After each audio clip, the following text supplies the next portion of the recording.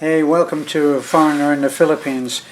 Well, I was looking on Facebook where we seem to be able to get a lot of our news these days, and I'm looking at the fact that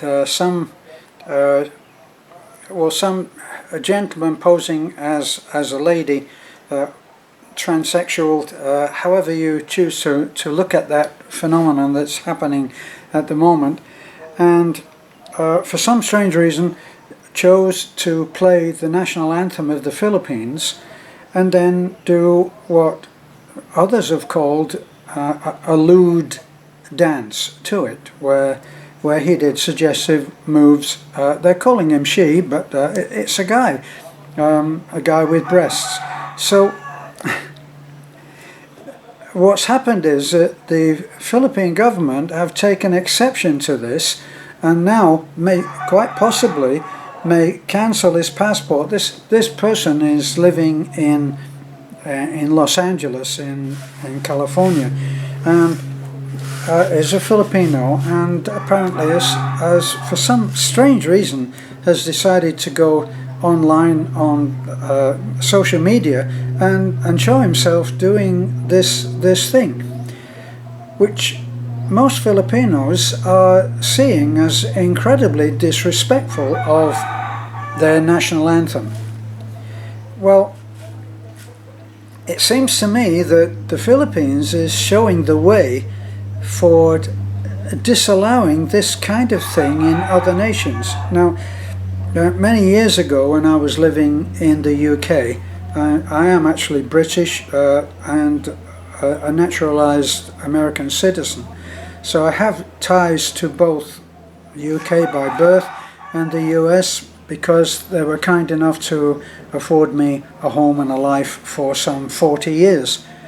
So I'm looking at it and I'm remembering from the UK, I'm remembering a time when during the time that I was there, a lot of immigrants came and they settled in the Midlands, around, if my memory serves me right, around the Birmingham area.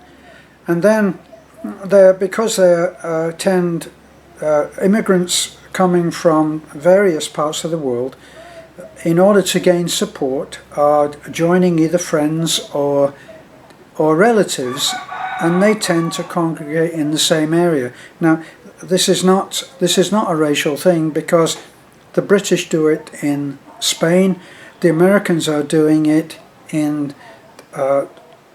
Mexico, and no doubt there are many other examples of how this works. Like goes to like, and people of a persuasion will congregate because that becomes their support system.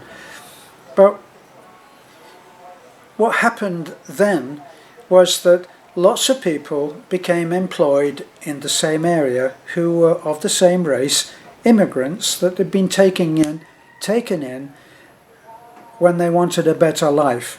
And then when they got to the UK, they started to take offence at things, of all things, the British flag, the Union Jack. Now, I'm not a great one for asserting a great importance to symbolism, but the flag of any country, along with the national anthem, are important to the majority of the people that stay there. Hence, if you go to a country and you disrespect that country, you may be in for some repercussions. There'll be some way of answering. There'll be consequences. I remember, as I was saying, that in the Philippines, in the north, the Midlands to the north of England, where there was a great number of any ethnic race, and they started to take offence, as I said, at the flag, and people who were feeling that their national heritage was being lost started to show the flag. And so the Union Jack in certain areas of employment started to be seen. So people were in their work area and they put up the Union Jack. Now, for instance, I'm not rigidly for certain symbolism, but it's not for me to disrespect it. So I may not agree with, say, the royal family, but to go on and blag them, I can register, I can express my disbelief, my unbelief in that kind of system. But there are people that believe in it, so I have to respect those people. There are people who believe that the Union Jack has a great importance. A lot of men died supporting the image of the Union Jack. So let's take that to America.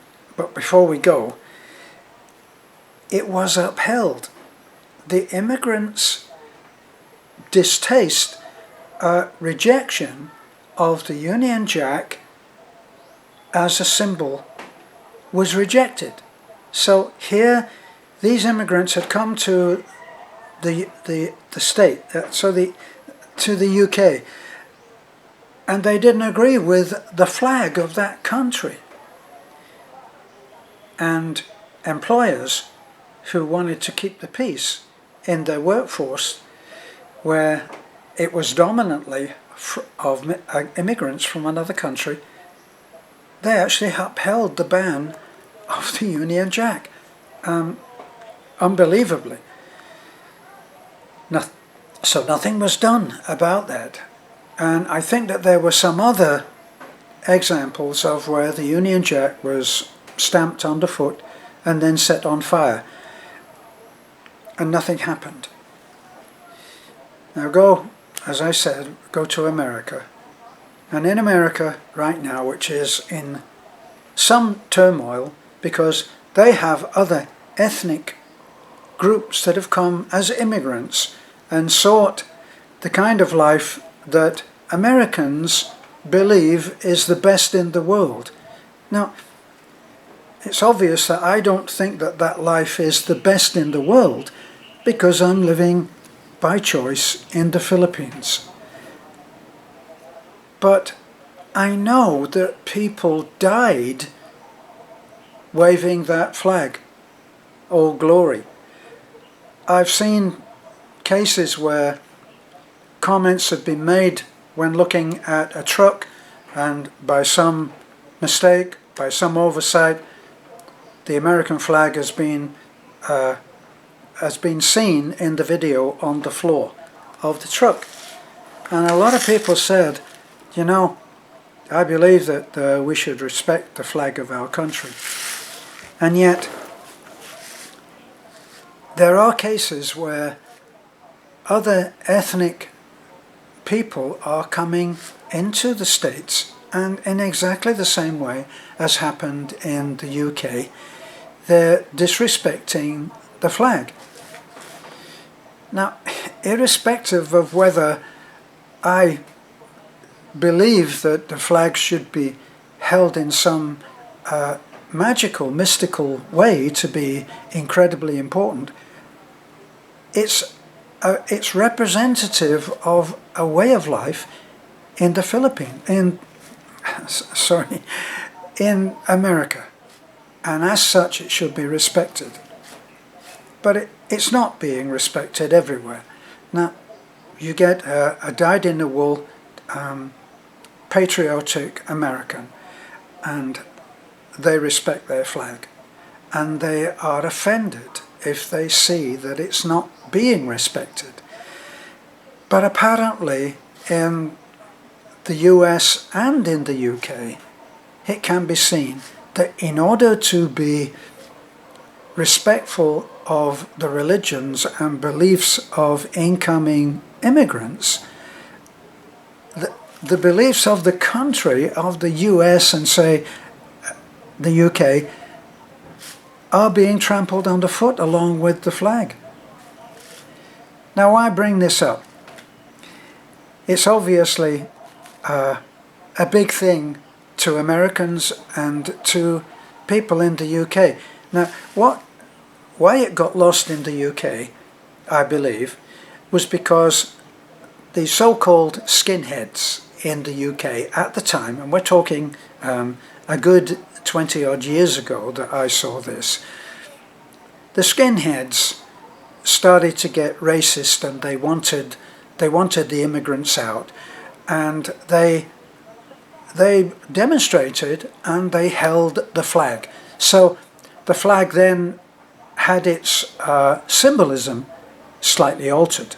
Now it could be seen by those who look at it that way as being symbolic of, say, the skinheads and racism, which it was not.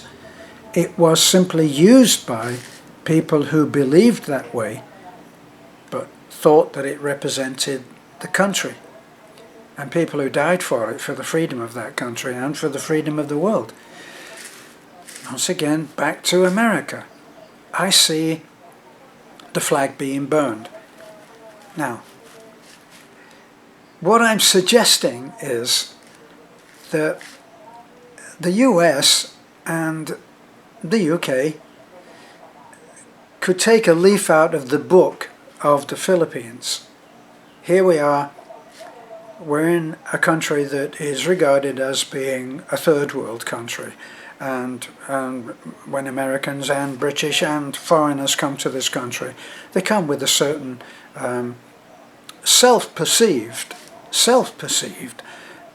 attitude or way of being, which can be viewed by the way that that this ethnic group, this culture, looks upon them as being arrogant. And yet, the Filipino in the street is proud of being Filipino, and this can sometimes lead to them being hard-headed in the viewpoint of foreigners, because they're proud of their country, and so they should be. This is an incredible place where people enjoy a greater level of happiness than is ever dreamed of at times in places in the West. So maybe these first world countries, who you could say have a life of everything, should start looking at how to protect their culture, how to protect being American, how to protect being British, how to stand up for that. Now, I can't profess that my father did anything in the war. He was not well enough, so he was rejected. But he tried to go to battle, to fight for his country, as did many other people, as did people right now. And we won't get into political arguments, but there are men and women who have their life on the line, and one of the most iconic images in America is the one that shows 5 or 6 Americans putting up the flag.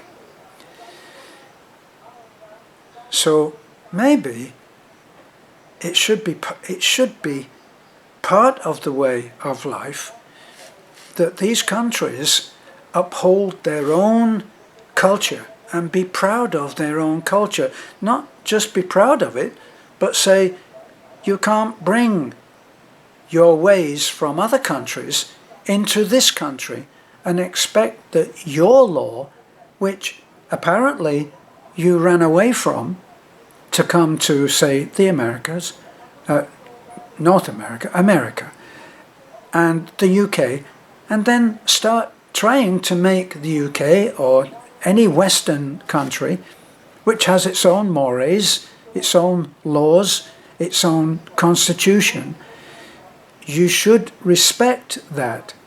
But it's not that you should respect that only. It's that those who are already there and proud of their country should insist that you respect it.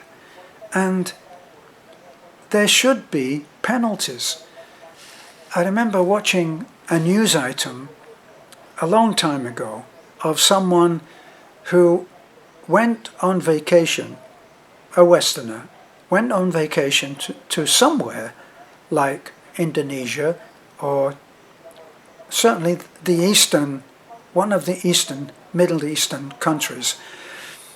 And when he was leaving after his vacation, he arrived at the airport and they asked him, do you have any of the local currency? And he looked in there and, I don't know, it could have been Korea for all I know, Indonesia, Malaysia, could have been any one of those countries, and he pulled out money that he still had left over. And at that time, it was illegal to take money that was local, the national currency, out of the country. And they said, I'm sorry, sir, you're not allowed to take that. And he said, well, so what am I going to do? Well, you'll have to leave it here. He wasn't going to do that. So he took it out, and in a moment of extremely poor judgment, he tore the notes up into small pieces and said, there, you want to keep it? You keep it. You can keep it now. Well, so we're going to keep that, yes, and we're going to keep you for a little while too. And he was imprisoned. When we went recently to Thailand, it was made clear to us just by talking to people who lived there, that we should think twice about disrespecting the king. Don't start walking around disrespecting the king. We respect the leaders of our country, and we expect visitors to do the same. And so we were forewarned, and not that we knew anything about the king, but we didn't disrespect him. I don't believe in kings and queens, but I certainly wasn't going to go to a foreign country and start disrespecting that. So it's good for me that I didn't, because if I was heard, there would have been consequences, and I would have spent a little time in an uncomfortable prison. Now I think that maybe the West can learn a little on this by protecting the symbolism of flags and national anthems. Like the Philippines, as backward as some people think it is, they've stood up and said, you know what, you do that and you will pay the price. You don't think that it's good enough to respect, then we'll cancel your passport. That's one of the things that's being offered up as a reason.